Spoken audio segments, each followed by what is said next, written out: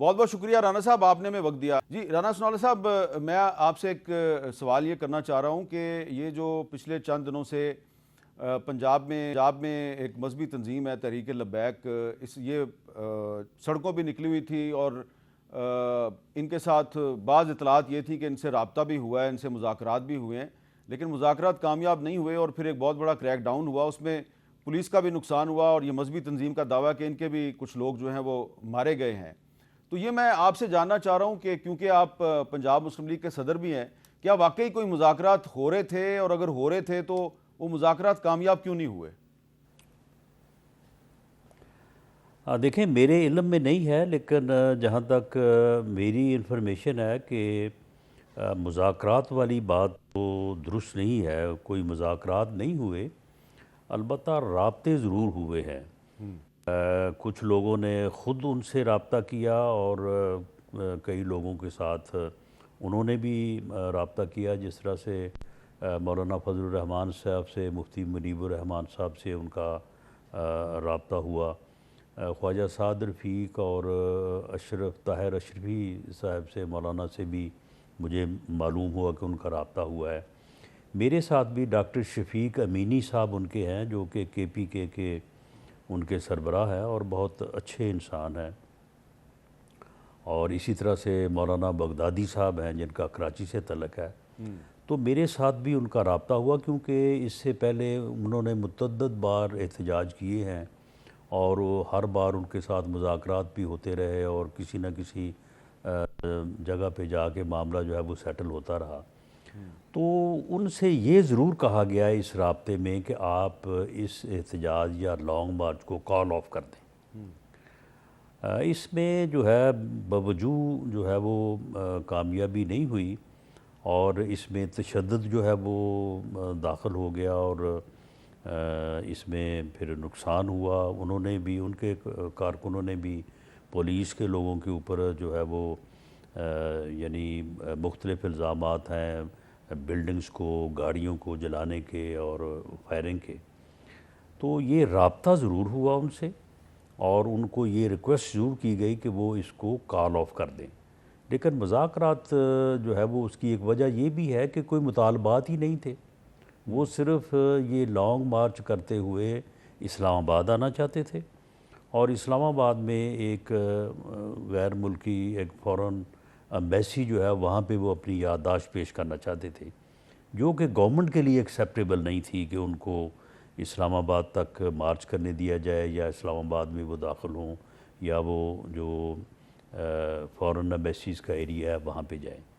تو یہ صورتحال تھی. اچھا رانا صاحب، یہ سوال میں نے آپ سے اس لیے کیا کہ 2014 میں بھی جب مسلم لیگ نون کی حکومت تھی پنجاب میں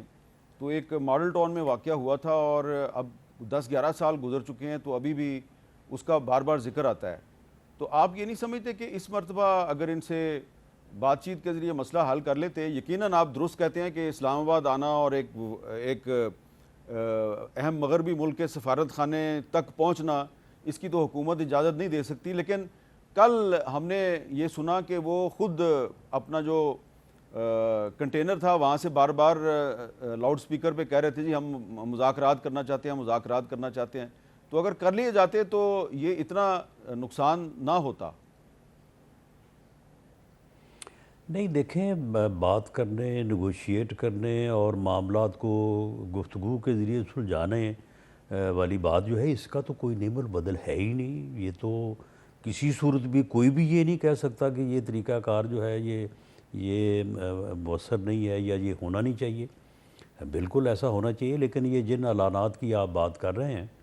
اس بارے میں مجھے علم نہیں ہے. کل رات کوئی تقریباً 1-1:30 بجے بھی میرا ان دونوں صاحبان سے جن کا آپ نے ذکر کیا، میں نے ذکر کیا ہے،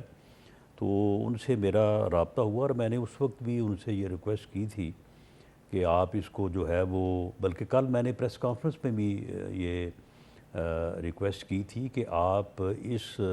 یعنی غزہ کے شہیدوں سے یکجہتی مارچ جو ہے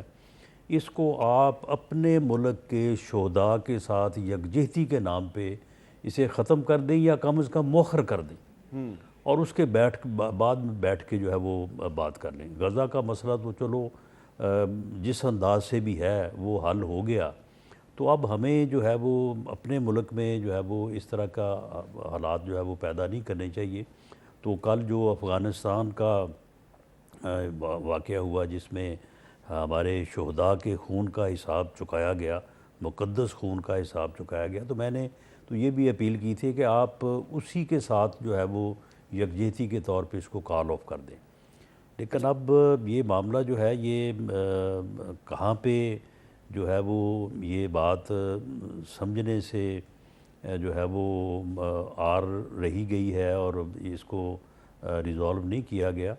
تو ورنہ یہ اب لانگ مارچ جو ہے وہ کوئی ایسا معاملہ نہیں تھا کہ یہ کل ہی ہونا تھا یا آج ہی ہونا تھا یا اس کے بعد اس کا کوئی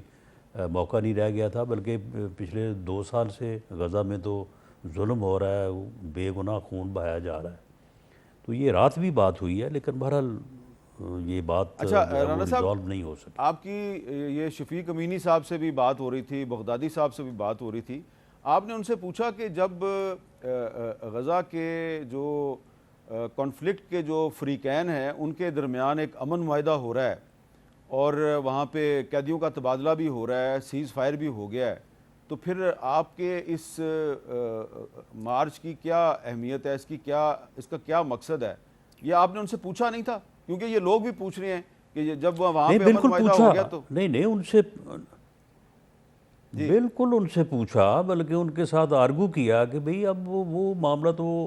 چلیں جس طرح سے بھی ہے، ہماری اس کے اوپر اطمینان ہے یا نہیں ہے، لیکن چلیں ایک یک طرفہ جو خون ریزی ہو رہی تھی 2 سال سے، یک طرفہ جو ہے وہ نسل کشی ہو رہی تھی، ظلم ہو رہا تھا، اور میں نہیں سمجھتا کہ اس ظلم کی مثال دنیا کی تاریخ سے جو ہے وہ دی جا سکتی ہے۔ تو اب چلیں وہ ایک یک طرفہ طور پہ جو ہے وہ بات ختم ہو رہی ہے، تو وہ اب آپ کو اس ایشو کو جو ہے وہ اب اس طرح سے نہیں اٹھانا چاہیے، اور اسلام آباد تک جانا جو ہے یہ بڑا حساس معاملہ ہے۔ تو یہ ان کے ساتھ آرگو کیا اور یہی ان کو کہا کہ آپ اس کو جو ہے وہ اپنے شہداء کے جو ہے وہ نام کر کے تو اس کو مؤخر کر دیں۔ لیکن بہرحال یہ بات جو ہے وہ میں نہیں سمجھتا کہ کیوں نہیں ریزالو، حالانکہ اس میں کوئی مطالبہ ہی نہیں تھا۔ یعنی دیکھیں نا، یعنی بات ناکام یا الجھتی تو تب ہے نا کہ جب ہو کہ جی ایک فریق یہ کہہ رہا ہے اور دوسرا فریق اس کو تسلیم نہیں کر سکتا۔ اس میں تو کوئی مطالبہ ہی نہیں تھا، صرف وہ لانگ مارچ کرنا چاہتے تھے، اور وہ لانگ مارچ جو ہے وہ ٹھیک ہے، انہوں نے جو ہے وہ کر لیا، اس کے بعد اس کو مؤخر کر دیا جاتا۔ لیکن بہرحال یہ جو ہے وہ نقصان ہوا ہے، اور اس کو یہ نہیں ہونا چاہیے تھا، اور میں نہیں سمجھتا کہ اس وقت جو ہے وہ کوئی اس کے اوپر اتنا زیادہ زور دینے کی ضرورت تھی کہ یہ لانگ مارچ ہونا چاہیے۔ اب یہ بتائیں رانا صاحب، یہ جو خیبر پختونخوا میں ایک تبدیلی ہوئی ہے اور وہاں پہ آج ایک نئے وزیر اعلیٰ صاحب جو ہیں ان کو منتخب کیا اسمبلی نے، لیکن ان کا حلف نہیں ہو رہا۔ گورنر خیبر پختونخوا کا موقف ہے جی کہ میں نے تو جو وزیر اعلیٰ تھے پہلے علی مین گنڈاپور، ان کا استعفیٰ قبول ہی نہیں کیا۔ تو اب کیا صورتحال بنتی ہے جب گورنر جو ہے وہ ایک چیف منسٹر کا استعفیٰ قبول نہیں کرتا اور اسپیکر جو ہے وہ ایک نئے چیف منسٹر کا الیکشن کروا دیتا ہے، اپوزیشن اس الیکشن کا بائیکاٹ کرتی ہے، تو معاملہ پھر عدالت میں جائے گا؟ تو ماضی میں بھی کچھ اس طرح کے واقعات ہوتے رہے ہیں، تو کیونکہ آپ ایک قانون دان بھی ہیں، تو آپ کی قانونی رائے کیا ہے اس معاملے میں؟ دیکھیں حامد میر صاحب، یہ تو ساری جو ہے وہ ٹیکنیکل باتیں ہیں، اور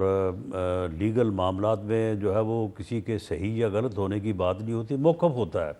آپ کا ایک اپنا موقف ہے، میرا ایک اپنا موقف ہے، تو اس میں بھی دونوں فریقین کا موقف ہے، ہمارا موقف بالکل یہ ہے، اور ہم سمجھتے ہیں کہ یہ بالکل درست موقف ہے کہ جب تک وہ استعفیٰ منظور نہیں ہوا تھا اس وقت تک اسپیکر کو صوبائی اسمبلی کا اجلاس ہی نہیں بلانا چاہیے تھا۔ چلیں ان کا بھی ایک موقف ہے کہ جی استعفیٰ ہو گیا، جب اناؤنس کر دیا تو استعفیٰ ہو گیا۔ اگر اس کے اوپر کوئی فریق عدالت میں جائے گا تو چلو عدالت کا فیصلہ ہو جائے گا، لیکن آپ مجھے بتائیں کہ ایک طرف تو یہ کہتے ہیں کہ جی دیکھیں جی ہمیں یہ نہیں کرنے دیا، ہمیں وہ نہیں کرنے دیا، ہمارے خلاف یہ ہو گیا وہ ہو گیا۔ آپ مجھے بتائیں کہ جو نو منتخب چیف منسٹر صاحب نے تقریر کی ہے، یہ کوئی چیف منسٹروں والی تقریر ہے؟ یہ اسمبلی میں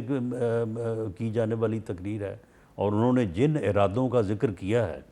آپ مجھے بتائیں کہ ایک ریاست جو ہے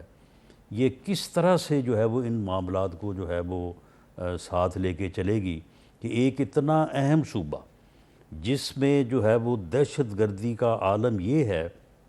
کہ آئے روز 30 11 جو ہے وہ افسر اور جوان جو ہے وہ لا انفورسنگ ایجنسیز کے لوگ جو ہیں وہ شہید ہو رہے ہیں، جنازے پڑے جا رہے ہیں، اور وہاں پہ ایک آدمی اٹھ کے وہ یہ کہہ رہا ہے کہ جی میں یہ ہونے نہیں دوں گا، میں یہ ان دہشت گردوں کے خلاف میں کوئی آپریشن کوئی کارروائی نہیں ہونے دوں گا۔ تو یہ صورتحال جو ہے یہ پی ٹی آئی کو ایک سیاسی جماعت کے طور پہ بیہیو کرنا چاہیے، انہیں اپنے آپ کو ایک سیاسی جماعت کے طور پہ جو ہے وہ کنڈکٹ کرنا چاہیے، اگر وہ یہ چاہتے ہیں کہ ان کے ساتھ ایک ڈیموکریٹک اور ایک پولیٹیکل طریقے سے جو ہے وہ ان کے ساتھ ریاست اور تمام ادارے جو ہے وہ چلیں، تو انہیں بھی کم از کم جو ہے وہ اس بات کا لحاظ کرنا چاہیے۔